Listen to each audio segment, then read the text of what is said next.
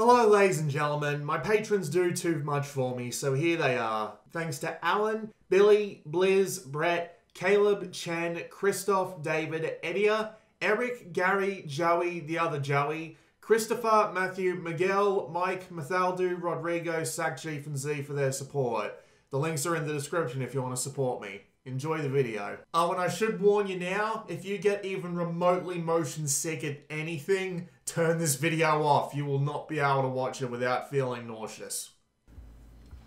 Hello ladies and gentlemen, this is Blue Maximo, and I'm here checking out Starblood Arena. This is a 6 Degrees of Freedom, multiplayer-focused competitive shooter set in virtual reality. For those of you who are familiar with virtual reality, you will probably know that multiplayer virtual reality and 6 Degrees of Freedom don't go together that well. Especially when it's all three. When you've got two, like multiplayer and VR, those don't go together well. VR and 6 Degrees of Freedom sometimes don't go together well. It depends on the game. But all three of them together, especially when this game came out, way back when PlayStation VR came out, or at least very close to it, even worse idea. Like, oh my god. That is the potential worst combination you can imagine. Which is a shame, because the game is actually quite good. The only downside is that in 6 months, we might not be able to actually see it anymore. The day I'm recording this is the day that they have announced that Starblood Arena is having its servers shut down. They didn't give a specific date, but they did say the 6-month goodbye on the post on the PSVR subreddit that they announced it on. So I'm assuming 6 months. And that is horribly depressing because this is actually legit a good game. Like, this is one of the PlayStation VR's quote-unquote hidden gems. It is legitimately a really fun time, and I'm actually really disappointed to see it go away. With that being said though, let's actually go and have a look around. I'm doing this video as much for archival purposes as I am anything else, because I'm the sort of person who hates watching games die, and if this game doesn't get a patch that lets it be played offline, it's going to go down along with the servers, and that's depressing, especially when some of this game can actually be played, like, quote-unquote offline, i.e. without any other players. Yeah. Not that much in the way of the options menu. You've got a few different control options. I wouldn't personally recommend the Carl to most people because rolling with the controller tilt is a really, really bad idea. But it's the only one that has the shoulder buttons in the way that I like, where you can ascend with L1 and descend with L2. You can also play with the default, which has them mapped to the L1 and R1 buttons, but the problem is, you have to take both fingers off fire buttons if you want to be really maneuverable, which I do not like. You've also got the Rogue, which doesn't actually let you go up and down at all, which is really frustrating, considering that all three control schemes don't seem to make any use of the D-pad whatsoever. You could very easily turn that into move up and move down, which wouldn't be that big of a deal because you'd only have to move your finger off the move buttons. But anyway, you've also got sound sliders, and you can also turn off whether or not you want to have the soundtrack going on. But I'm keeping the soundtrack on because I actually really like it. I feel like it adds to the atmosphere more than anything else, because this game is very much played out like a TV show. In fact, it reminds me quite fondly of the thing they had going for Ratchet Gladiator. In America, it was called Ratchet Deadlocked, where they had the funny hosts who would say and do ridiculous things sometimes, and all the fantastic characters with all of their little quips and stuff going on. It's kind of nice. So you've got player stats here. Admittedly, I haven't had much time to put into this game, which I imagine is one of the reasons why I went down, but that's neither here nor there. Yeah, I've played like a couple of hours of it, not much, but enough to get a good idea of what it's like. You've got leaderboards for, well, pretty much everything, which is kind of nice, including all 4 different modes. You can also see your, I believe this is your personal, yeah, this is your personal stats. So you can see over here that all of the personal stats of some of the characters there. I haven't used all of them, but I have used some of them. You've also got medals, and medals are basically just little score bonuses that you get for doing specific things. You can see them scrolling by on the list there. You've also got gear, which we'll get to shortly, and we won't worry about the credits. This was made by White Moon Dreams. And funnily enough, White Moon Dreams actually recently published Super Life of Pixel in a weird sort of connection to what I've been doing on my channel previously. So you can customize your dudes. The customization is kind of limited though, mainly because you have to buy everything. Now, there's no... I mean, this is technically loot boxes.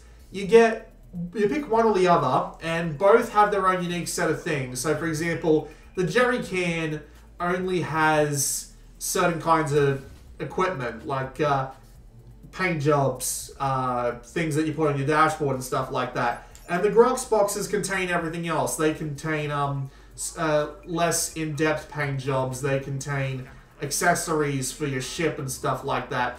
The only way you can earn these credits is by playing the game. You can't earn them by buying them or any sort of thing like that. You just get them. I had a ton of them. I only just recently found this shop because I wasn't paying much attention to the customization side of things. And yeah, you can get tons of different little visual accessories. There's an annoying delay when you press the X button and when you... I mean, these hosts. Yeah, there's a little annoying delay when you press the X button when the box comes out. It'd be much better if you could buy like 10 at once. So we can go and change our outfit. The outfits are different amongst each of the characters. I've unlocked solid gold for this guy here. You can also customize the ship, of course. So if we go to change the hull, this is where we can go to change into certain different kinds of ships, but I haven't unlocked any of them for this character. I don't think I've unlocked any for any character. You can also change, say, what's on the hood of the ship, so I can put a grill there. But I like my teddy bear. Stuff that goes on the head, but I don't think I've got anything here whatsoever. But yeah, oh, there we go, taxi. Why not? I got smokestacks on the wings. I don't think I have any tails. I do not. And on the dashboard is something that you see inside the ship itself, so you won't be able to see it from out here. And this is also where you come to change the paint. So if I had a second color, I could pick it from here. And as you can see, there are a lot of colors. There are a lot of things to unlock, but we will not be doing that. So yeah, that's pretty much all the customization you get, except for mods, of course. So the more you level up with the character, the more stuff you get for their weaponry. So I get lots of my heavy weapon, but it doesn't do as much damage. My mines move faster, and my ship's mod, which is its nitrous, makes it so that I can go really fast for a few seconds, which is kind of nice for getting the hell out of dodge, especially with this character who is very focused on the whole getting close up with shotgun weaponry. You can see their weapon details here. I'll do that just a little bit slower so you can see the majority of the character that we have been playing. Also, applies to the controls down there, which is nice. But yeah, you've got 8 different characters you can pick from, and they're all very different. They all handle absolutely differently. This guy here, of course, is the shotgun. There's a guy that relies on nothing but precision weaponry. There's a guy who has nothing but tons of really fast-firing guns, and his shields are just over the top. There's a bunch of different character types you can play as. Unfortunately, they all level separately, and you can't share mods between them. That would be a nice touch, but unfortunately not. So you've got 3 main modes here. You can go into a private match if you feel like it, if you've got friends playing. And you can also go ranked. That'll just put you into a multiplayer match playing a random mode. It doesn't really matter that much. And we've also got single player, which is what we'll be doing the entirety of this video, because there is pretty much no point, because, well, there's a reason why the servers are shutting down. It's because the servers are dead, if I'm being perfectly honest. The bots themselves are relatively capable, but once you get good enough at the game, they might not do it for you anymore, which is unfortunate. So every main character has a burn circuit, and we can just come and have a quick look at all the characters here. So we got Buck, who is very good for learning the game with, because he's got a pretty good amount. He's very easy to play with, as it says there. Yeah, stealth and speed, long-range combat, traps, strong hull and damage-reflecting heavy shields, the Baron, who is literally just the Terminator, and if you survive the anti-air guns and grenade launchers, you also got homing nukes, heavily armed and armored. She builds up heat and uses that to charge her lance. So, yeah, everybody in this game is significantly different. So, if you're getting a little bit bored of the game, swap up characters and you'll probably have a great time. So, we're just going to go with Gundo, which is a weird name. And we're going to play his Gridiron match. We're just going to go down the burn circuit for a while because there's not much else we can do, really. And the burn circuit is just 10 matches. That's all it is. You get through your first 5, you get a trophy. You get through your second 5, you get another trophy.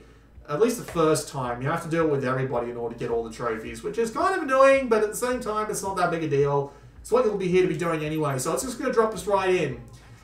This is your last warning to get out now, because this game is really bad on the motion sickness. If you do not have very strong stomachs, look away now, because goddamn, it's only going to get worse from here, folks.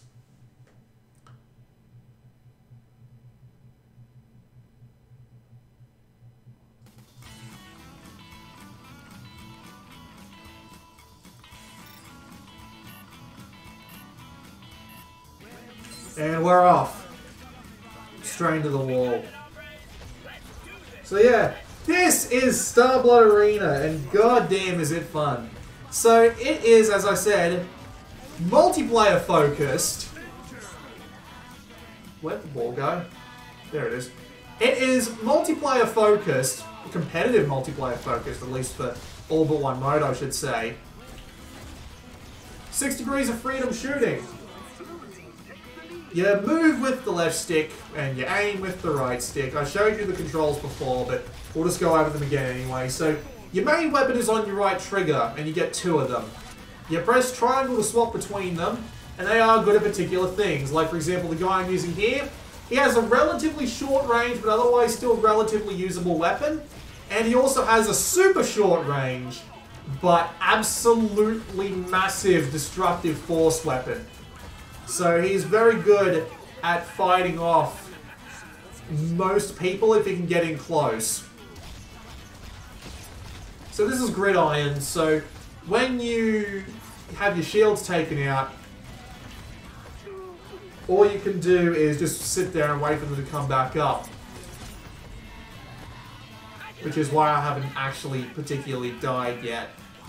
Oh, no, hang on, one of my mates has got it. Let's guide him in.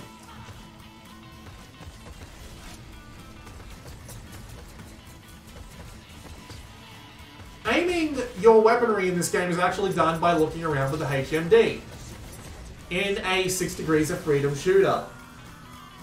You can imagine how this must make some people feel, and I don't mean that in the highly sarcastic way. I mean, holy crap, if you are not good with your stomach, you are going to have a bad time, because you need to be looking around all over the place to aim your 2 guns. Oh, shit. Some mines got him. There we go. Good thing I followed him in, huh? But yeah. You also have long-range missiles. Most characters have long-range missiles, and if you're locked onto a character by just looking at them for long enough, you can press your missile button. I keep forgetting it's R1. And if you press your missile button, you will fire a homing missile at them. Which is very good. There we go. Good night, sunshine.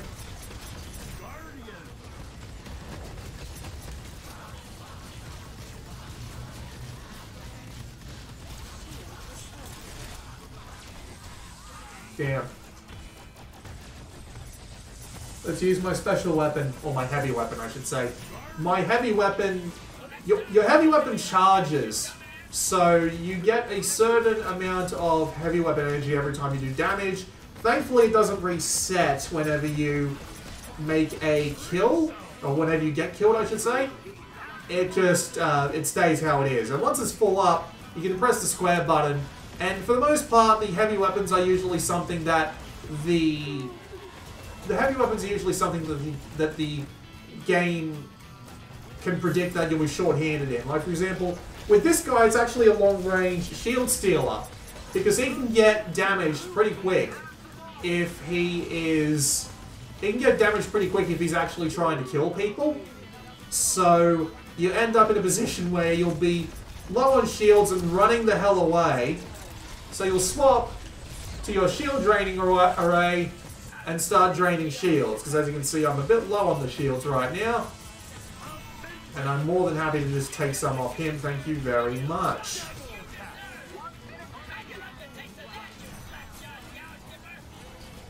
You also have mines.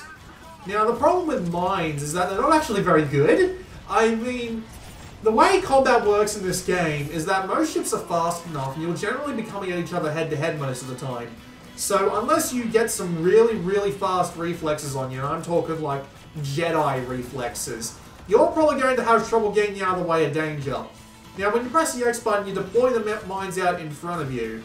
So, you need to do something along the lines of turn around, drop the mines behind you, then take a really sharp turn around a corner and hope for the best.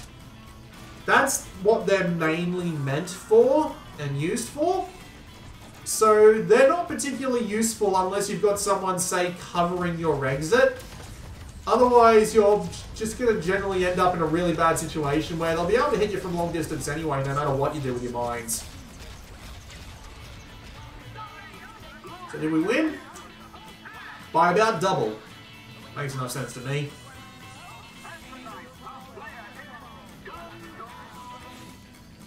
So at the end of the match, your score will be tallied up, and all of the medals and just overall score you got in the game will be added to both your player rank and your experience for your character.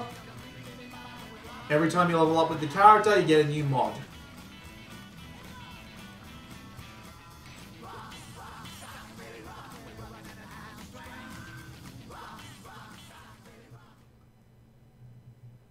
Pretty easy to understand. At least I think, anyway. We're just going to hop back into the next game before I start talking again, because I guess one of the major problems, well, not major, but I guess one of the problems that this game has is that it's kind of slow to load back into the main menu and then actually load you into a game. Thankfully here it's fine, but when you're playing ranked multiplayer, every time I played a ranked match, it would drop me right back out of the main menu and I'd have to hop back into matchmaking again. Not entirely sure what that's about, but it was a thing.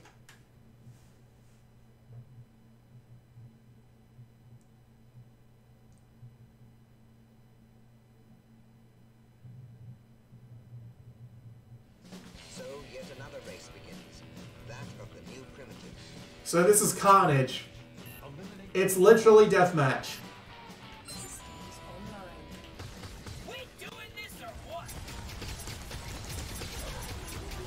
Damn. Beat me census, he did. Oh, jeez.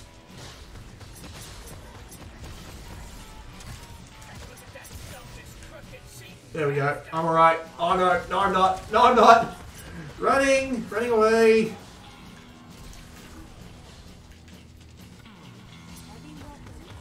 But yeah, as I was saying before, mines aren't particularly useful in this game, mainly due to the fact that all the ships are actually relatively fast, so getting into like any sort of combat is actually quite easy. The downside to this is that generally when you run into an enemy, one or the other is going to die. Like, there is very little chance of the fight not ending with someone losing it. And by it I mean their life. Which can be unfortunate. I'm just taking his shield, but nope, I still died anyway. That's unfortunate. So yeah, for the most part, it's more or less just butting heads. Unless you either have some teammates to back you up while you get out of there, or you get just really, really good luck with either some bad AI or just some weird luck in general. You know, they just kind of forget about you or something.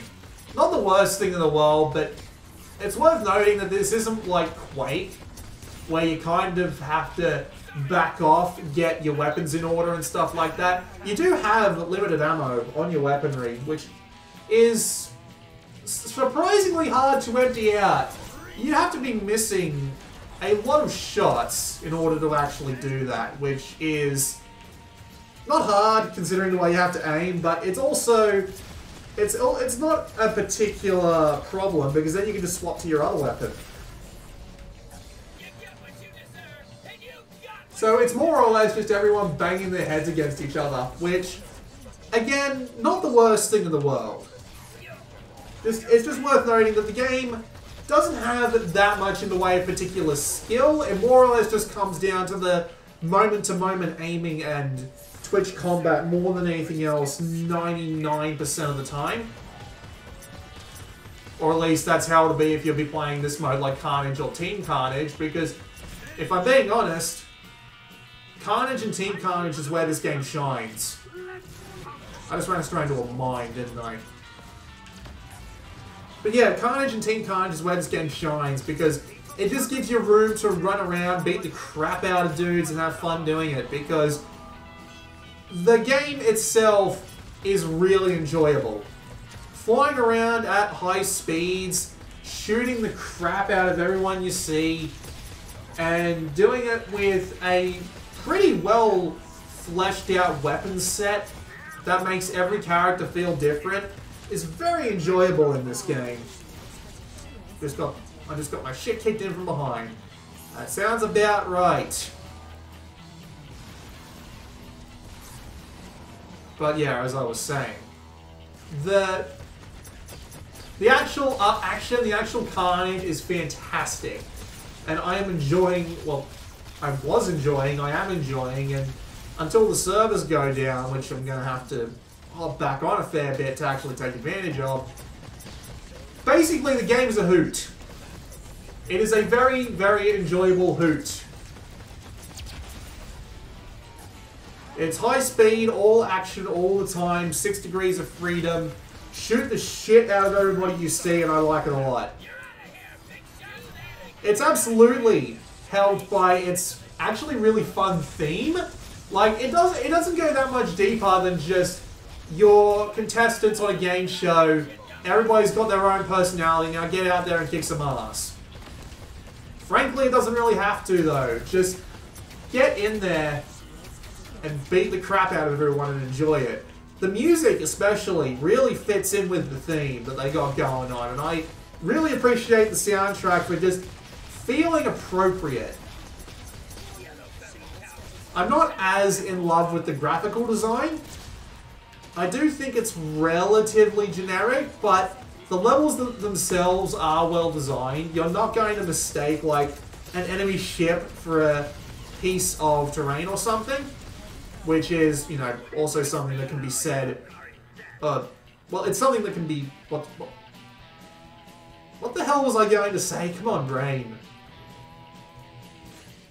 But yeah, the environmental design is nice and is nice enough, and it makes it easy to spot your targets when you need to.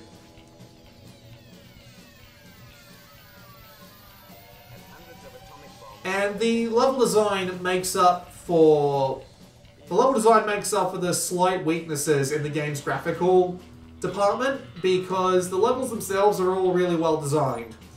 They are perfectly set and fit for head-to-head matches of 6 degrees of freedom shooting.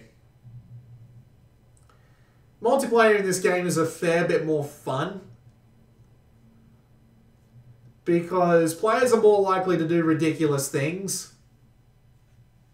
And that's what makes the levels really stand out, but since we're only playing with AI here today, unfortunately that's just not the way it's going to go. We're going to go do a skirmish, and we're going to make it Team Carnage. Team Carnage.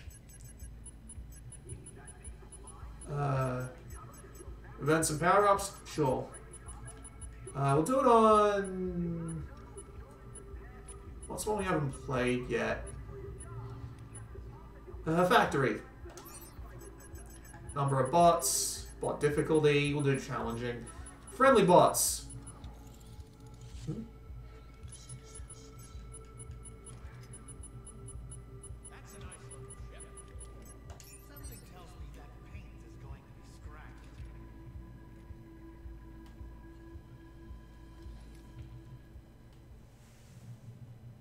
Team Carnage, eliminate the enemy team.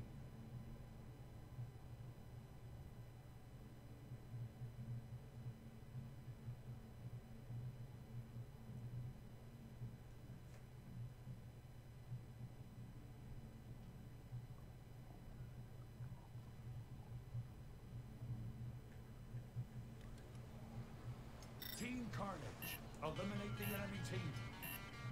Systems online. Like stealing candy. So it's going to be 3 on 5. Fantastic. All right. Your team has taken the lead. Oh well. Shield restored.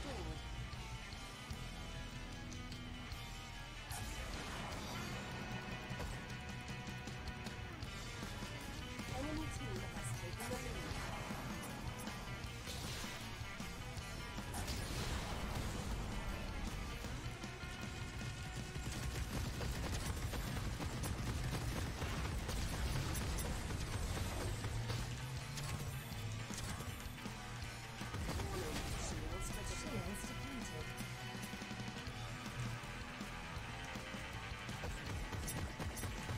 But yeah. I enjoy the game a lot, and I am legitimately disappointed that... Did I just get hit by a mine? God damn it. Let's just pretend that never happened.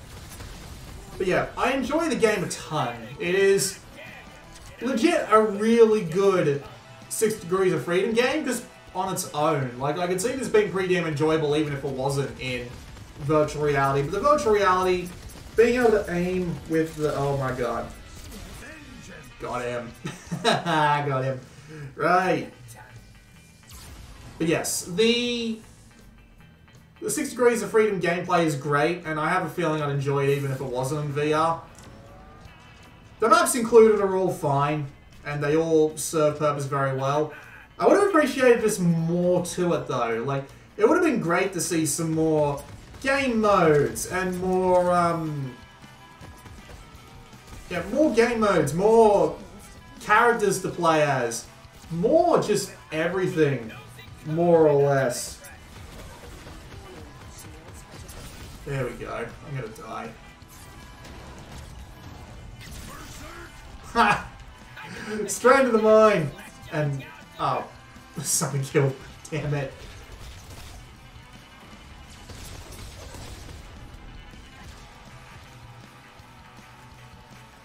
Yeah, just more stuff would have been awesome.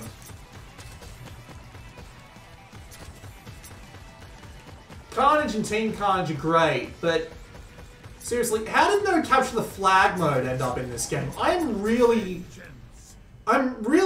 annoyed by that, actually. You would think this sort of gameplay would be great for capture the flag and King of the Hill, maybe. But no, the only 3 modes you get are Gridiron, which you've seen, Team Carnage and Carnage, which you've also seen, and you also get, what's the thing you also get? You also get, a wave defense mode, which you can't actually play with the bots. They actually lock you out from adding bots in, which is surprisingly annoying. I'm not entirely sure why they don't let you have bots in the wave defense mode, but it just makes that mode really boring because there's not that much you can really do. There's just not that much you can really do with the wave defense mode. It's just, you end up playing for a bit, you get to like wave 5 or 6 or whatever, and within 15 to 30 seconds, everything, or 2 of the 3 bases you're defending end up destroyed, and it just doesn't make any bloody sense. Especially when the AI is as good as it is. I'm honestly disappointed that they didn't include more modes. I mean, the AI is not amazing. It is a challenge. Like, I will absolutely say that the AI is a challenge. Like, there's no denying that at all. What I'm saying is that I just wish there was more to it. Goodbye, turret. I should probably stick with my mate. We are losing this badly, but not as badly as I might expect for 3 versus 5.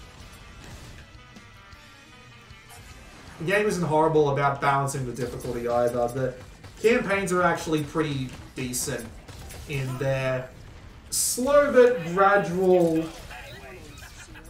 mine, I'm guessing. Maybe they are good to just like throw out and leave.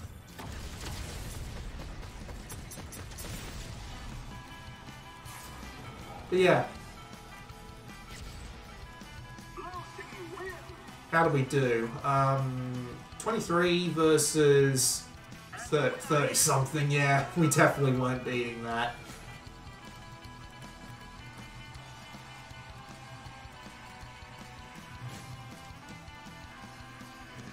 I won't bother showing off the wave defense mode because, as I said, there's no bloody point.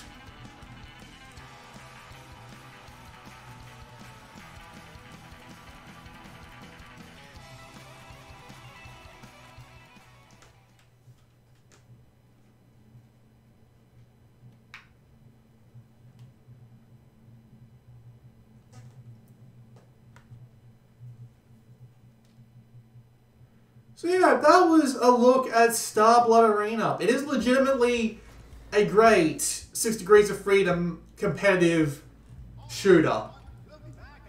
I enjoyed the theme of it. The game design makes the Carnage and Team Carnage, which are really the only modes you want to play anyway, really enjoyable and fun, just complete clusters. But I'm disappointed that the game didn't get the acknowledgement that it really deserved at the end of the day. I'm just happy I managed to make this video before the game dies. Who knows, maybe we'll get a patch in the next 6 months that'll let it go offline so you can at least play the single player, but man, it's just so disappointing. Like, who in their right mind thought doing multiplayer anything in VR while there were no sales numbers or anything like that whatsoever was a good idea? I mean, it was good damn luck that Sony sold like 2 million PlayStation VRs in its first year or something like that. But even with those sorts of numbers, you're not going to get a consistent multiplayer community across anything except the most popular stuff. So, I don't know. Maybe they expected Starblood Arena to be bigger than it was. They even gave it away on PlayStation Plus a few months back, and yeah, still nothing. Which is disappointing in so many ways. That's kind of going to be the fate of many a virtual reality game, because the amount of virtual reality battle royale games there are on Steam right now is utterly depressing. You don't know how many of them are there just to try and make a profit or to actually try and bring something unique to the table. And most of them are going to be dead within a year. And like most multiplayer VR games are going to end up that way that aren't bloody like Pavlov. So that is depressing. But yeah, let's pour one out for Starblood Arena. A legitimately good game, probably before its time, especially since it's very likely to make you motion sick if you don't have your VR legs yet. Just born too soon, died too soon. This has been Blue Maxima, and I will see you all next time.